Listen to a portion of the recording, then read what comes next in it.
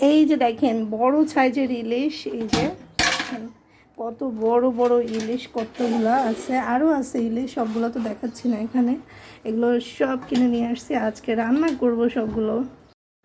দামিও মাছের খোসি ফেলে দেব না, রান্না করে খাবো। কীভাবে রান্না করব সবটা আপনাদের সাথে শেয়ার করব। তো খোসির জন্য আমি এখানে একটু খোসিটাকে ধুয়ে নিচ্ছি।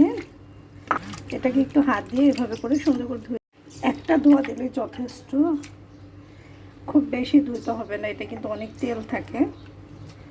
এখন এখানে তেল, পেঁয়াজ, হলুদ, মরিচ সব কিছু দিয়ে নিব আমি এক এক করে। এই খোসে যে এত মজা, এটা না খেলে বুঝবেন না।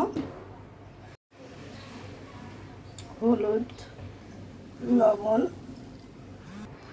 তেল মাখাই জাখাই বসাই দেবো তেল দিয়ে। এখন এটাকে হাত দিয়ে একটু মাখাই দিব, জাস্ট খোসিগুলোকে একটু মাখাই জাখাই এভাবে করে বসাই দিব। ইলিশ মাছটা যেহেতু অনেক বড় ছিল, খোসির সাইজটাও কিন্তু অনেক বড় বড়, তো এগুলো আসলে ঢাকনা দিয়ে রান্না করে ফেলব।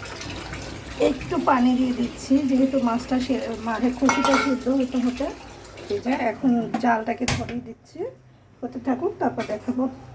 অবশ্যই কিন্তু ঢাকনা দিয়ে ঢেকে দিতে হবে।